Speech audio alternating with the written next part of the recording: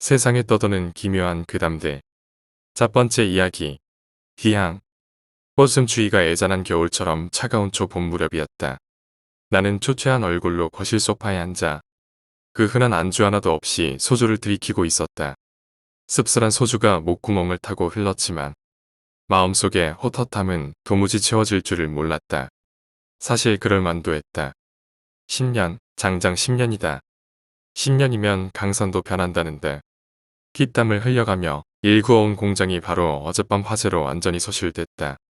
당장 돌아올 업 문제의 기한이 남아있으니 여기저기 돈을 꾸어서라도 막는다지만 나를 믿고 납품을 맡긴 거래처 사장님들에 대한 신뢰나 작은 공장이나마 내 것처럼 열심히 일해주었던 직원들을 볼 면이 없었다.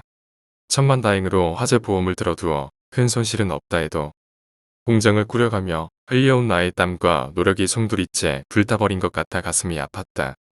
당신 지금 술이나 마실 때 예요? 보험회사는 가봤어요? 뭐라고 해요? 보상은 다 해준대요. 얼마나 준대요? 사람 참 보상금이 문제인가. 내 새끼처럼 꾸려오던 공장에 불이 났는데 마음이 좋겠어. 보험금이야 때 되면 알아서 나오겠지. 내가 가서 난리 친다고 화재 보상금 더 줄 놈들도 아니고 내 속도 모르고 아내는 어떻게든 보상금 한 푼이라도 더 받을 방법이 없나 애를 썼다. 어이구 그러게 그깟 공장 때려치우고 장사나 하사니까 희숙이 엄마 얘기 들어보니까 목 좋은 데다가 요즘 유행하는 프랜차이즈 커피숍 차리면 돈을 그렇게 많이 번대요. 아니 왜 고생고생해 가면서 힘들게 공장만 하려고 해요. 기깔난 인테리어에 멋들어진 양복 입고 출퇴근하면 좀 좋소. 내가 커피고 뭐고 뭘 안다고 그걸 하나 이 사람아. 프랜차이즈가 뭐예요. 아무것도 몰라도 본사에서 다 해준답디다. 목도 알아봐주고 광고도 해주고 직원 교육부터 기계까지 싹 다. 어쩜 이는 요즘 세상 좋아진 줄도 모르고 아무 말 말고 보험회사에서 돈 나오면 그 금형 공장 같은 건 때려치우고 당장 나랑 프랜차이즈나 알아보러 다닙시다. 아니 딱 들어봐도 공장 사장 사모님보다는 근사한 커피숍 사장 사모님이 훨씬 듣기 좋잖소. 안 그래요? 시끄럽고 당신은 애나 잘 봐. 나도 모르게 버럭 소리를 질렀으나 아내의 말이 틀린 것은 아니었다. 다만 10수년도 넘게 매진해 온 내 일을 무시하는 것 같아 조금 화가 났을 뿐이었다. 하지만 평생 싸구려 믹스커피나 마시던 내가 갑작스레 고급스러운 커피숍을 차려 손님들에게 내간다는 건 왠지 사기고 가짜 같았다. 평생 기름 묻은 작업복이나 입고 살던 내가 만든 커피엔 향긋한 원두 냄새 대신 때에 찌든 기름 냄새가 날 것 같은 기분이 들었다. 어휴, 벽창호 같은 양반. 아유, 올해는 정말 삼재라도 되나. 애는 공차다 다리가 부러지질 않나. 남편 공장은 불이 나서 홀랑 타버리질 않나. 나도 허리가 안 좋고 이건 뭐 굿이라도 해야 되나. 굿 같은 소리 안 해. 그런 미신 같은 거 좀 믿지 말라니까. 아니 내가 올 초에 창신동 용암 무당을 만났는데 그 애가 신기하게도 올해 조심해야 된다고 하더라니까.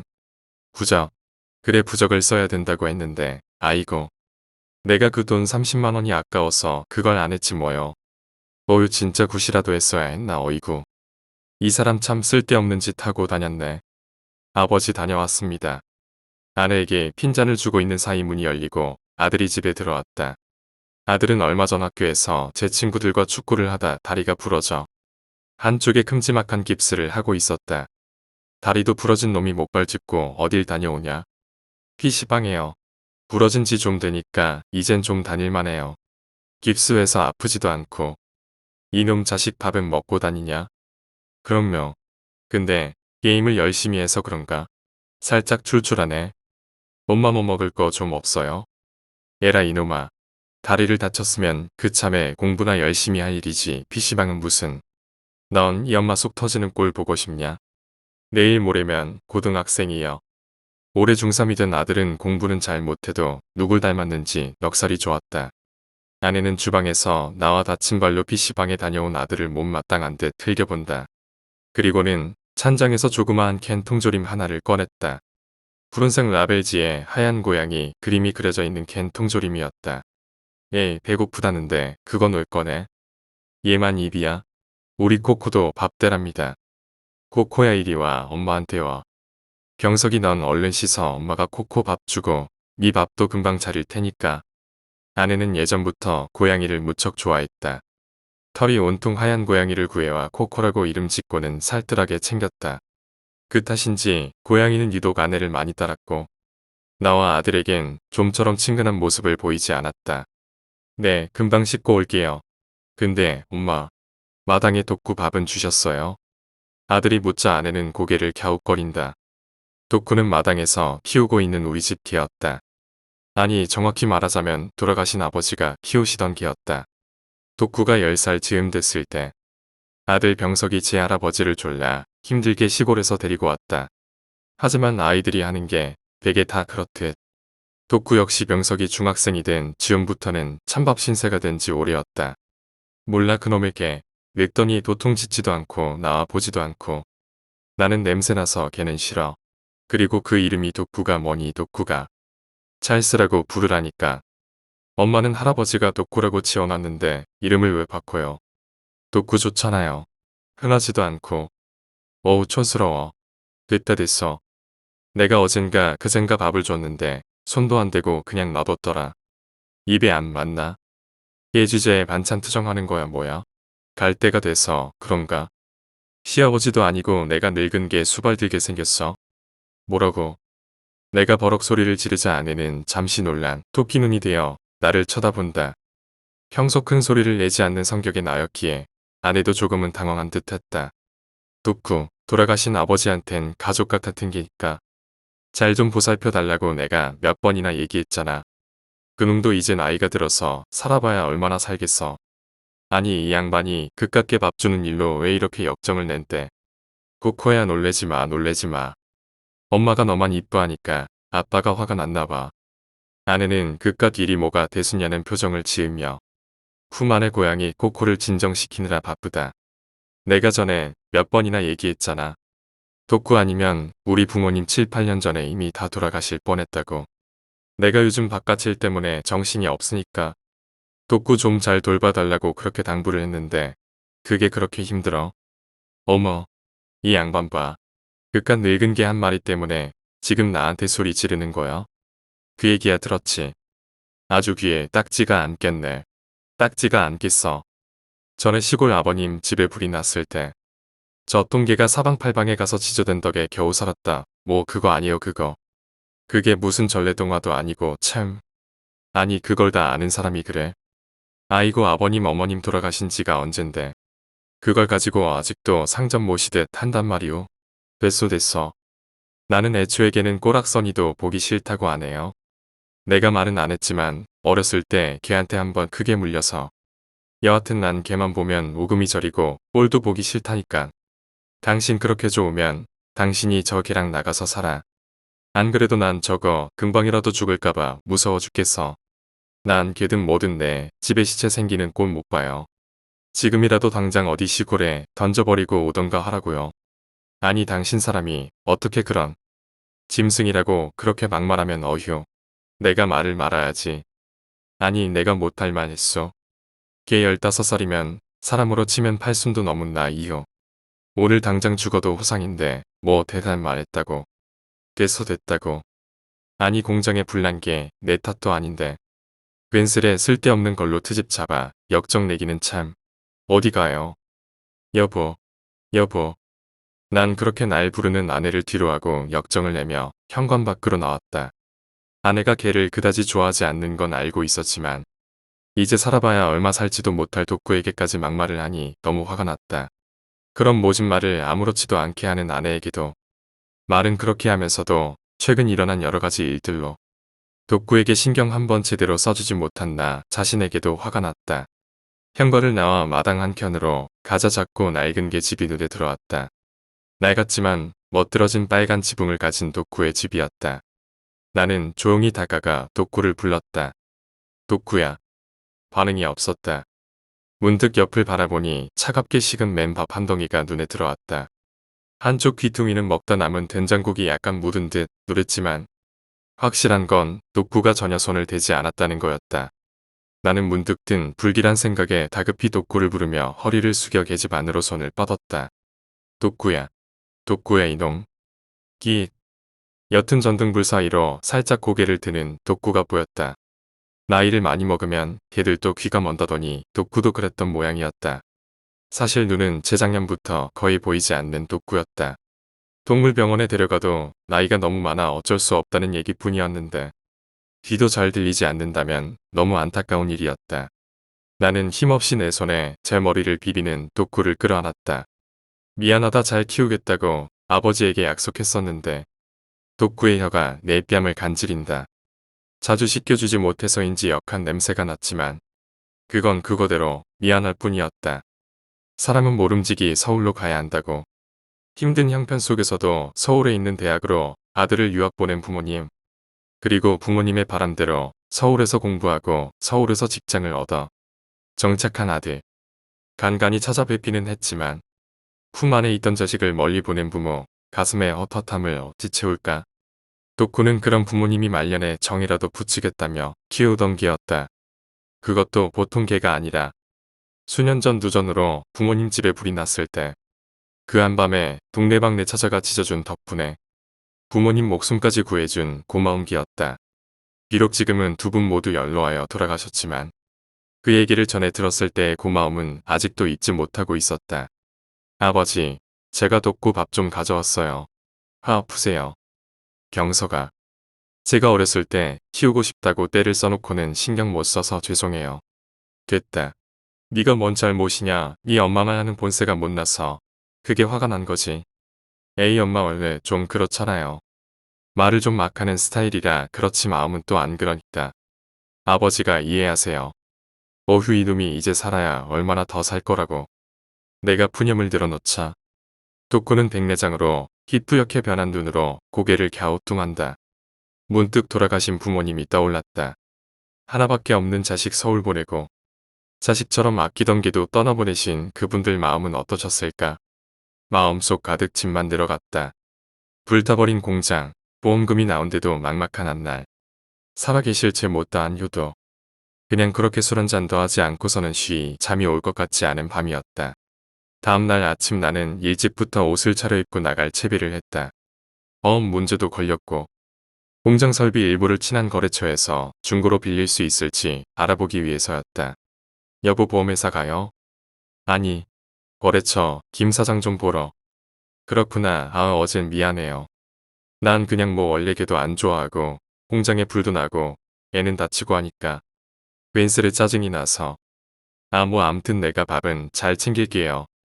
나가보려는 차에 아내가 다가와 입을 셀쭉 내밀며 말했다. 딱히 미안한 표정을 짓는 것도 아니여 사과의 말을 전하는 것도 아니었지만 그건 그거대로 아내만의 사과 방법이었다. 그걸 잘 알기에 난 별말 없이 구두를 신으며 대답했다. 됐어. 나 다녀오리다. 나 역시 딱히 두그러든 표정은 아니었지만 내 방식의 화이였다. 아내도 그걸 알기에 금세 얼굴이 풀어져 웃는 낯으로 달려들어 내 손에 종이 쪽지 하나를 쥐어주며 말했다. 김 사장 보고 안 바쁘면 거기 좀 가봐요. 뭔데? 아니 저기 그게 옆집 수미 엄마가 그러는데 이 집이 그렇게 용하대. 뭐 용해? 역정 내지 말고 말 좀 들어봐요. 불도 나고 애도 다치고 회사 사람들도 안 좋고 그랬잖아. 그게 다 마가 끼어서 그렇대. 뭐라 하지 말고 꼭 좀 가봐요. 마음 같아선 나도 이런 말하기 싫어서 내가 가고 싶은데 그 점집은 당사자가 와야 풀어준대. 신내림 받은 지 얼마 안 돼서 그런지 아주 신통방통하답디다. 이 사람 참. 점 보고 무당 찾아가고 그래서 풀릴 일이면 세상에 안 될 일이 어디더. 또 시작이네 또. 어이구. 몰라.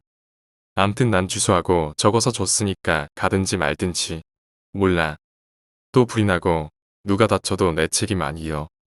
그러게 공장 같은 거 때려치우고 커피숍이나 하자니까. 답답한 양반. 뭐야. 말이면 다인 줄 알아. 됐어요 됐어. 김 사장이나 만나고 오시오. 술 먹지 말고 일찍 들어와. 고기 굽게. 내가 지금 고기가 목구멍에 넘어갈 참인가. 아니 안 좋을수록 밥을 잘 챙겨 먹어야지. 병이라도 나면 어쩔라고. 자꾸만 내 속을 긁는 듯한 아내의 말에 짜증스레 말했지만 사실 나도 마음이 조금 약해져 있었다. 사람이 힘들면 미신에라도 의지하게 된다더니 내가 딱 그거였다. 멀쩡하던 아들놈 다리가 부러지고 회사는 불타고 나와는 별 연관이 없겠지만 올해 공장 직원들 중에 크게 다친 직원도 2명이나 됐다. 최근 몇 년간은 작은 사고 한 번 없었던 공장이었는데 말이다. 거래처 김 사장을 만나러 가면서도 돌아오는 길에도 내내 주머니 속에서 손가락이 꼬물딱거렸다. 아내가 준 쪽지, 꼬깃하게 구겨진 종이가 마치 답답한 내 마음속 같았다. 봉신당, 서울 X구 X동 무덤으로 당도한 곳은 여느 점집과는 조금 달랐다. 흔히 보이는 만자, 표식도 없었고 무당집에서 흔히 볼 법한 연등 하나 보이지 않았다. 그냥 아주 허름한 3층짜리 건물의 꼭대기층에 위치해 있었고 붓으로 직접 휘갈겨 쓴 한 장의 플래카드가 간판 대신이었다. 덕은덕으로 어분어부로 봉신당. 저 여기가. 아이고 손님 운도 좋으시네. 방금 예약 손님 하나가 캔슬하셨는데 들어오세요. 안으로 들어가시면 됩니다. 문을 열고 안으로 들어가자마자 젊은 남자 하나가 웃으며 나를 맞이했다. 책상 하나만이 덩그러니 놓여있을 뿐 흔한 집게 하나 없어 무척이나 휑해 보이는 내부가 영 못 믿어었다. 그래서인지 점집이 아니라 수채 흥신소나 사채업자 사무실 같은 느낌이 더 강했다. 자, 머뭇거리지 마시고 어서 들어가세요. 저희가 원래 이런 거 하는 사람들이 아닌데 지금 사정이 사정이다 보니 한동안 좀 하게 됐습니다. 좋은 기회예요. 어서 들어가세요. 그게 뭔가 억지로 등 떠밀려 들어가는 기분이었다. 하지만 그 젊은 사내는 그런 내 속마음을 읽기라도 했는지 퇴로를 막고 몸을 밀착해 안쪽 방으로 나를 밀어넣었다. 뭐야? 떠밀리다시피 하여 안으로 들어갔지만 의구심은 더 커졌다. 아내 말로도 최근에 신내림을 받았다고는 했지만 너무 어려 보였다. 잘해야 20살. 어쩌면 그보다 훨씬 어릴지도 몰랐다. 애띤 얼굴에 젖비린내 날 것 같은 풋내가 그득한 처녀아이였다.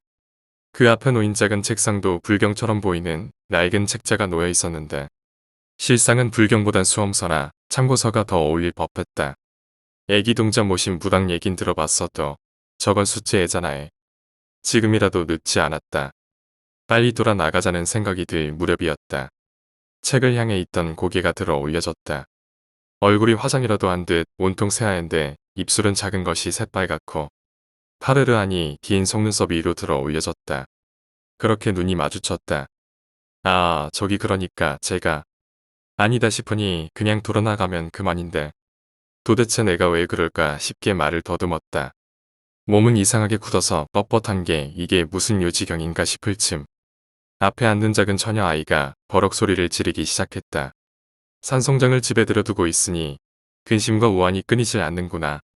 회사 정리 거저 필밤만 남이 있으면 헤어짐이 있고 헤어짐이 있으면 돌아오는 것이 있다이라 했다. 놓아주질 않으니 갈 수가 없고 가질 못하니 복이 와도 누울 자리가 없구나. 무릇 사람이건 짐승이건 덕업을 입었으면 응당 그 보답을 해야 할 것인데 내 어찌 은혜를 갚기는커녕 살지도 죽지도 못하는 산송장을 만들었느냐. 그러니 복은 왔다 냉큼 가고 화만 겹겹이 쌓이는데 내 어찌 아직도 죄를 모르느냐. 거친 호통소리 흡사죄인을 바라보듯 부릅뜬 눈. 금방이라도 살을 베일 것 같은 날 선 음성에 나도 모르게 그 자리에 엎드려 머리를 조아렸다. 누가 시킨 것도 아니여 그렇게 하도록 배운 적도 없었다. 다만 흡사내 모든 걸 꿰뚫어 보듯 추상같이 쏟아진 그 말들에 나도 모르게 압도되었던 것 같았다.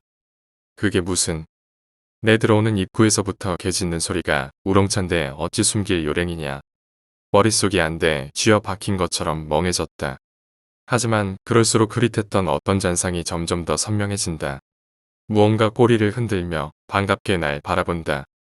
먼발치에서부터 나를 보며 달려오는 모양이 정겹다. 덕후.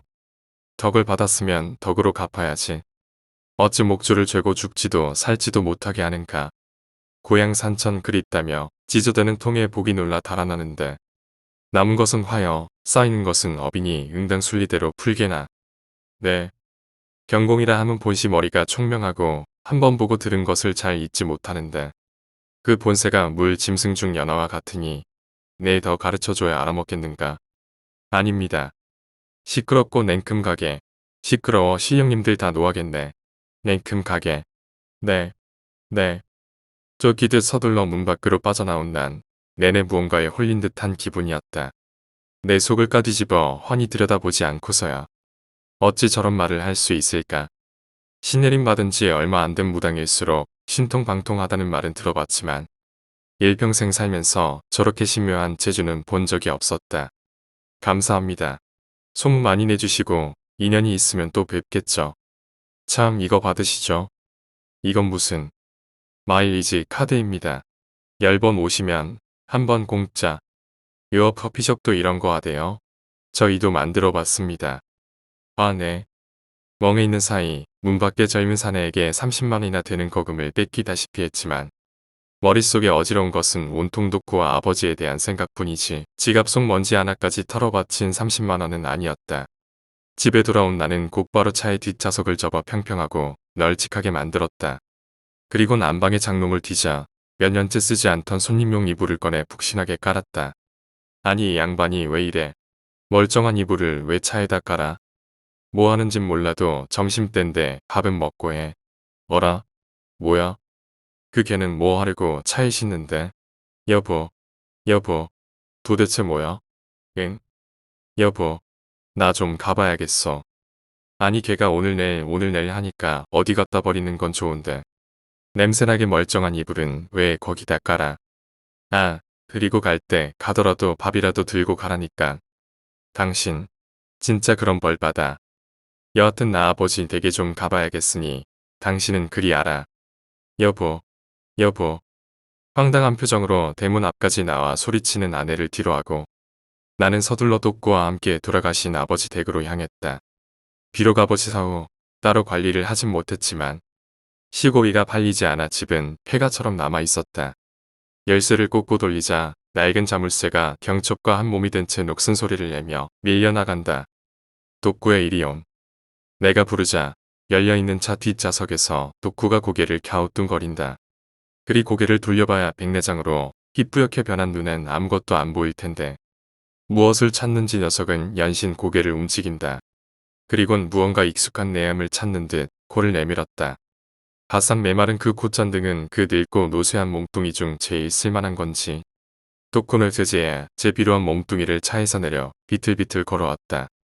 내가 저 앞 큰 길가에만 와도 신나서 뛰어오던 게 너였는데 미안하다. 그 몇 년 새 너만 이리 늙었구나. 추억 속의 한 장면이 떠올라 중얼거려 보지만 내 말이 귀에 와닿지 않는지 덕구는 나를 지나쳐 살짝 열린 문틈으로 고개를 빼꼭 내민다. 앞도 보이지 않는 놈이. 덕구는 뭘 찾는지 자풀이 무성한 아버지의 집 마당을 훑어본다. 이제는 을씨년스러운 폐가가 됐지만 눈먼 덕구의 시선엔 아주 오래전 아버지와 어머니와 함께 살던 추억 속 그때가 어릴 듯 했다. 녀석이 힘들여 걸음을 내딛는다. 예전 같으면 한달음에 달려들어가 빙빙 돌며 꼬리라도 힘껏 흔들어댔으련만 너무 오랜 기다림에 귀한객의 몸도 마음도 늙었다. 터벅터벅 힘주어 걷는 그 걸음이 힘겨워 보였지만 덕구는 한쪽 다리를 질질 끌면서도 걷고 몸을 부대끼고 향취를 맛본다. 그렇게 하기를 몇 분이나 걸렸을까. 갑자기 노쇠한 귀한객이 마당 한가운데에 조용히 주저앉는다. 머리를 제 꼬리 쪽에 파묻는 모양새가 흡사이른 자매라도 빠질 기세다. 덕구야 괜찮으냐? 내가 묻자 덕구는 대답이라도 하듯 낑낑거렸다. 끼잉끼잉. 덕구는 내 질문에 대한 답이라고 하기엔 꽤 오랫동안 낑낑거렸다. 못다한 말들이 그리도 많았을까. 그런 덕구가 반가운지 늦지막한 저녁에 때일은 훈풍이 분다. 아침 뉴스에서도 이번 주 내꽃샘 추위가 한창이라 했기에 왠지 그 바람이 석연찮다. 돌이켜보니 나 어릴 적 그때는 이런 바람이 당연하게 느껴졌었는데 세상을 살고 바삐 움직이다 보니 작은 바람조차 음미해 본 것이 언제인가 하는 생각이 들었다. 훈훈한 바람에 나지막한 저녁 노을이 낡은 농가를 어루만진다. 따뜻한 햇살의 마지막 기온에 덕구도 나른한지 눈을 감았다. 그리고 그것이 덕구의 마지막이었다. 잠든 것처럼 편안히 그리고 조용히 덕구는 자신이 태어나 살던 그곳에서 잠들었다. 낑낑거리며 울던 마지막의 흐느낌은 길었던 세상사 마지막으로 남기는 말이었을까? 아니면 사랑하던 누군가에게 보고 싶다 속삭이는 마지막 고백이었을까? 난 아직도 그 봄날의 일렁이던 바람을 기억한다. 삶의 연륜이 부족하고 아직도 미련하여 다 알아듣지는 못하지만 그 바람은 작은 속삭임이었을 것이다. 두 볼이 아닌 귓가를 간지리고 머리칼보단 가슴팍 한편에 흩날리는 속삭임. 독구야 내가 올 때도 되었는데 아무리 기다려도 안 오길래 내가 한참 전부터 여서 기다렸다. 기왕지사 가는 게 내가 마중 나오면 네가 얼마나 반가워하겠나. 그래서 내가 왔다. 자 나랑 가자. 할멈도 한참을 기다렸다. 할멈이 우리 독구 오면 같이 가자고 좋은 데도 봐놨다고 한다. 가자 독구야 가자. 우리 다 너 올 때만 기다렸다. 가자 울지 마라. 이제 어디 안 간다. 걱정 마라. 이제 안 헤어질 거니까. 두 번째 이야기. 묘비의 할아버지. 눈이 많이 내린 설을 앞둔 어느 날이었습니다. 저는 그날 중반 야간 근무를 받고 경기 근무 중이었습니다. 경기 근무는 2명이 한 조로 근무를 서는데 그날은 눈이 좋기로 소문난 후임병과 서게 되었습니다. 참고로 이 녀석은 야간에도 200m가량 떨어진 곳에서 오는 사람도 구별해냅니다. 문제는 사람만 보는 게 아니라 사람이 아닌 것도 본다는 것. 근무 시간이 끝나갈 새벽 1시 무렵이었습니다. 반실신 상태로 졸음 근무를 서는 제게 후임병이 말을 걸었습니다. 나 병장님, 저기 봐보십시오. 눈을 비비며 녀석이 가리킨 곳을 야간 투시경으로 봤지만 평소와 다를 바가 없는 무덤이 많은 광경에 경계 근무 지역밖에 보이지 않았습니다. 그래서 뭘 보라는 거야 하며 짜증 섞인 어조로 말했더니 녀석은 진지한 모습으로 이렇게 말했습니다. 바로 앞 무덤의 묘지 비석 위에 사람이 앉아 있습니다. 안 보이십니까? 속으론 무서웠지만 병장인이 내색하지 않고 임마, 무덤이 사방에 널리고 깔렸는데 귀신 하나 없겠냐? 하며 얼버무렸습니다. 그런데 녀석은 아랑곳하지 않고 계속 그곳을 바라보며 말했습니다. 자세히 보니 사람 같습니다. 할아버지 같습니다. 녀석의 말에 무서워서 미칠 지경이었지만 계속 내색하지 않으며 그래, 영감님이 눈이 많이 와서 눈 쓸러 나오셨나 보다 하며 얼버무렸습니다. 이윽고 다음 근무자와 교대하고 자러 갔습니다. 다음날 아침, 밤새 내린 눈이 한 뼘이나 쌓여 동기들과 눈을 치우러 가는 길이었습니다. 우연하게 어제 후임병이 말한 그 초소에 그 비석 앞을 지나가게 되었는데 동기의 말에 아무 말도 할 수 없었습니다. 후임병의 말은 사실이었던 것입니다. 야, 이 비석 신기하지 않냐? 눈이 엄청 내렸는데 여기 위에만 안 쌓였잖아. 누가 밤새 이 위에 앉아 있었나? 세 번째 이야기, 어떤 모녀. 친구 언니가 미국에서 고등학교를 다닐 때 겪은 일입니다. 그날따라 수업이 듣기 싫었던 그녀는 친구와 함께 수업을 빠지고 샤워실에 갔습니다. 아무래도 다들 수업 중이라 샤워실에 오지 않을 거라 생각했기 때문입니다. 예상대로 샤워실에는 아무도 없었습니다. 그녀는 더운 몸을 어사시키려고 샤워실에 들어갔고 친구는 대기실에 앉아 잡지를 읽기로 했습니다. 이윽고 샤워를 하려는데 문득 담배가 생각이 나서 담배를 입에 물었습니다. 바로 그때였습니다. 닫혀있던 샤워실 문이 끽 열렸습니다. 그리고 쿵, 문이 닫히는 소리가 들렸습니다. 누군가 온 것일까요? 그녀는 깜짝 놀라 누구냐고 물었지만 대답은 들려오지 않았습니다. 담배를 피우고 있던 상황이라 조급해진 그녀는 누구냐고 재차 물었습니다. 나야. 그녀는 다행이다 싶어서 선생님인 줄 알고 놀랐잖아라고 했지만 역시 아무 말이 없었습니다. 살짝 두려워진 그녀는 계속하여 묻기 시작합니다. 그런데 누구야?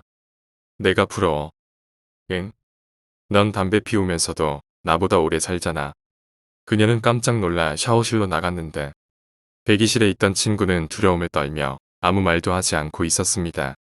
둘은 정신없이 샤워실에서 뛰쳐나왔고 그제야 친구는 이야기하기 시작했습니다. 친구는 대기실에서 잡지를 읽으며 그녀가 나오길 기다렸다고 합니다. 아무도 없는 대기실. 잡지를 읽다가 문득 주위를 보니 누군가 서 있는 것이 보였습니다. 대기실에서 커다란 거울이 있는데 거울 앞에 허리까지 오는 긴 갈색 머리의 여자가 거울을 보고 있었습니다. 뭐야 언제 들어왔지라고 대수롭지 않게 생각했는데 그녀에게 느껴지는 위화감이 있었습니다. 보통 사람이라면 거울을 볼 때 20cm 정도 떨어져서 거울을 보는데 그녀는 거울에 바짝 붙어서 보고 있던 것입니다. 문득 그녀의 뇌리를 스치고 가는 것이 있었습니다. 이 고등학교의 건물 마지막 층에는 사감실이 있었는데 거기에 사감 선생님과 그녀의 딸이 살고 있었다고 합니다. 그런데 어느 날 일어난 화재로 인해서 사감실에서 살고 있던 두 모녀는 그만 목숨을 잃고 말았는데 그 화재로 죽은 사감 선생님이 허리까지 오는 긴 갈색 머리였던 것입니다. 그 후에도 죽은 사감 선생님과 딸의 유령을 본 사람이 많다고 합니다. 네 번째 이야기, 신들린 선배. 항상 초점이 없는 눈에 술 엄청 좋아하셨고 당구 고수의 머리는 총명했던 선배에 대해 우연히 알게 된 이야기다. 어머님이 무당이라고 그 선배도 신기가 있다고 소문이 나서 나도 은근히 마음속에 조금 꺼려졌는데 깜짝 놀랐던 일화가 생각나서 적어본다. 우연히 동아리실에서 선배끼리 하는 얘기를 술자리에서 듣는데 당시 복학생 선배 한 명이 꿈이 희한해서 꿈 얘기를 해주셨다. 어젯밤 꿈에 뜬금없이 내가 우리 시골 큰 집에서 사제 관모를 쓰고 방 한가운데에 양반다리하고 앉아있는 거야. 게다가 우리 부모님은 옆에 서서 울고 계시고 더 황당한 것은 작은 아버님, 고모님, 사촌들이 일렬로 줄 서서 나한테 큰절을 하는 거야. 희한하다고 하는데 그 얘기를 듣던 심기 있는 선배가 엑스에 네 아버님 몹쓸을 생길 꿈이니 시골에 전화해보고 부모님이라도 찾아뵈라 라고 말했다.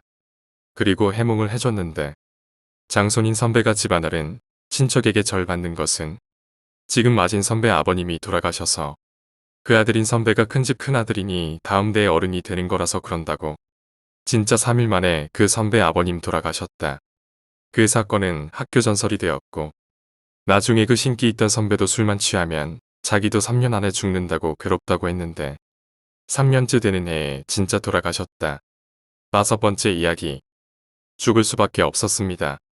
한참 전에 사용했을 법한 컴퓨터 본체 위로 손을 올리자 방 안의 분위기처럼 썰렁한 느낌이 들었다. 모니터를 지나 바로 옆으로 시선을 돌렸다. 그곳엔 조그마한 액자가 우두커니 서 있었다. 꽤 당돌하게 생긴 철부지 꼬마 아이가 부모님의 손을 양팔로 잡고 있는 화목한 가족의 모습이었다. 본인도 이렇게 끔찍한 상태가 될 줄은 몰랐겠지. 거기까지 생각이 미치자 왠지 씁쓸한 맛의 침이 고였다. 이제는 다 커버린 꼬마 아이는 한창 활동적이어야 할 나이에 뭐가 그리 피곤했던지 방 한가운데에 들어누웠을까? 수면 제한 안료는 부족했을까?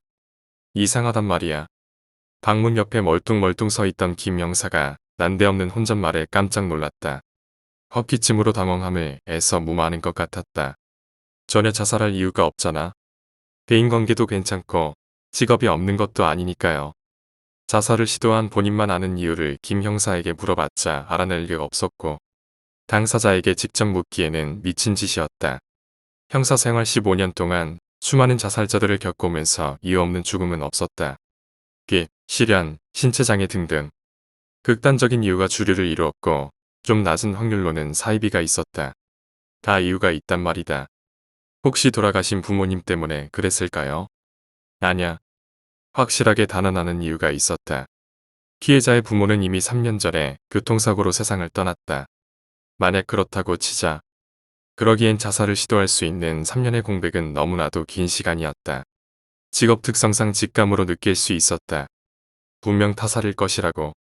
말없이 바닥에 선명하게 그려져 있는 당시 상황의 흔적들을 지켜보았다가 이내 무거운 몸을 일으켰다. 으드득거리는 관절을 애써 주물렀다.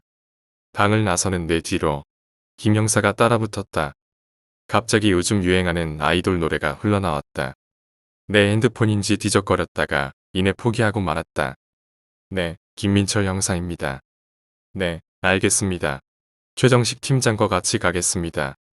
상대방이 누군지 대충 감이 왔다. 내 주위에서 나보다 존칭을 쓰는 사람은 한 명밖에 없었다. 박 반장님이냐? 네, 이혼 사건을 맡은 김에 같이 가보라는데요. 어딜 가는데? 옆 동네에서 자살 사건이 또 일어났대요. 이 양반이 지금 이거 아직 해결도 못했는데 무슨 소리야? 시무룩한 말투로 신발을 고쳐 신었다. 답답한 집안 공기로 인해 꽉 막혀버린 머릿속을 비울 작정이었다. 어느 때보다 열기 힘든 현관문을 힘주어 밀자 나를 반긴 것은 상쾌한 바람이 아닌 김 형사의 한마디였다. 이번엔 목격자가 있나 봐요. 찾아간 곳은 당장이라도 무너질 것처럼 허름한 건물 2층의 사무실이었다. 현장은 이미 정리되었고 폴리스 라인이 철통같이 쳐져 있었다. 기상캐스터가 오늘은 선선한 날이라고 강조를 했지만 직접 겪어보니 납득이 되질 않았다. 침통에 찌는 듯한 열기가 응접실을 맴돌았고 나의 불쾌지수 또한 전신에 맴돌았다. 아줌마, 일단 진정하시고요. 본의 아니게 짜증 섞인 말투를 드러냈지만 전혀 반성하지 않았다. 같이 있는 김영사도 슬슬 표정이 일그러지는 것이 나타났으므로 내 잘못은 절대 아니었다. 바로 30분째 덜덜 떨면서 수사 협조를 물고 늘어지는 이 아줌마 잘못이었다. 그러니까 3달 전부터 이곳에서 일하신 거죠? 네. 아주머니께서 혼자 현장에 계실 때. 그러니깐 업무 도중에 사건이 일어난 거고요. 수상한 사람 봤다고 하셨는데 인상착의가 어떻게 됩니까? 아, 이 아줌마 또 입을 다물었다. 난 이 망할 직업 때문에 더 끔찍한 것도 봐왔고 현장 사진을 보면서 아이스크림을 먹을 정도로 적응했지만 말이다. 그래서 더욱 참을성이 부족했던 것일지도 모른다. 참다 못한 김 형사가 내 다음 멘트를 가로챘다. 아주머니의 증언이 사건을 해결할 실마리가 될 수도 있어요. 명백한 살인사건 말이에요. 사장님은 절대 누구한테 오란을 살 만한 사람이 아니에요. 알아요. 사장님께서 항상 직원들에게 친절하셨다는 것은 알아요. 그래서 더 해결해야 하잖아요. 김 형사가 꽤 괜찮은 대사를 했으므로 잠자코 있었다. 그리고 우리가 오라는 대답을 들을 수 있었다. 키가 컸어요. 얼마나 컸어요? 그건 잘 모르겠는데 아무튼 훤칠했어요. 분주하게 수첩을 괴롭히는 김 형사의 콧등을 타고 한 줄기 땀이 흘러내렸다. 인상착의가 자세히 어떻게 되죠? 까만 후드티 안에 흰색 옷을 입고 있었어요. 확실하게 수상한 사람 맞죠? 사무실에서 직접 나오는 걸 봤어요. 필기를 다 끝냈는지 나를 돌아보며 어떻게 할까요? 라고 물었다. 그 통신수단이 눈빛이었기 때문에 똑같이 응대했다. 네, 협조해 주셔서 감사합니다. 잠시만요. 김 형사의 표정이 일그러졌다. 여자의 표정은 그와 다르게 뭔가 꺼림칙한 분위기였다. 그 사람이 나가고 난 뒤에 사장님은 무척 행복해 보였어요. 세상에 어느 누가 행복할 때 죽겠는가. 정신이 아무래도 나간 모양이다. 아줌마를 차근차근히 달래며 겨우 돌려보낸 김 형사가 다시 응접실로 돌아왔다. 그의 얼굴 전체가 샤워꼭지처럼 땀이 맺혀 있었다. 그래, 그 정도면 많이 알아냈어. 더 물어볼 걸 그랬어요. 아줌마 상태를 봐. 무슨 말이든 100% 믿을 순 없겠지. 생각보다 충격이 심한 것 같아서 적당히 대응했습니다. 그래, 일단 반장님께 용의자 인상착의랑 현장 검증 보고 올리자고. 불쾌지수 화살표가 가리킬 곳을 못 찾고 빙글빙글 돌았다. 기필코 검은 후드티 녀석에게 나를 괴롭힌 대가를 치르게 하겠다고 다짐하면서 흠뻑 젖어버린 소파를 박차고 일어났다. 마지막 사건이 일어난 도시의 경찰서 예하 모든 지구에 협조를 요청했다. 그들도 사건의 심각성을 알고 있었는지 흔쾌히 수락했다. 검은 후드티를 입은 훤칠한 키의 남성의 몽타주를 비밀리에 수배했다. 모든 지역에 공공 CCTV 실시간 감시 또한 부탁했다. 기업 소유의 CCTV는 해당 기업에 간곡히 협조 요청했다. 파리 한 마리가 걸려들기엔 거미줄처럼 펼쳐진 수사망의 크기가 거대했다. 놈은 스파이더맨이 아닌 이상 절대 도망칠 수 없을 정도. 당분간 희소식이 들려오기만을 기다려야 했다. 극도의 예민한 상태로 접어들었다. 김 형사는 몰라도 나는 미치도록 잡고 싶었다.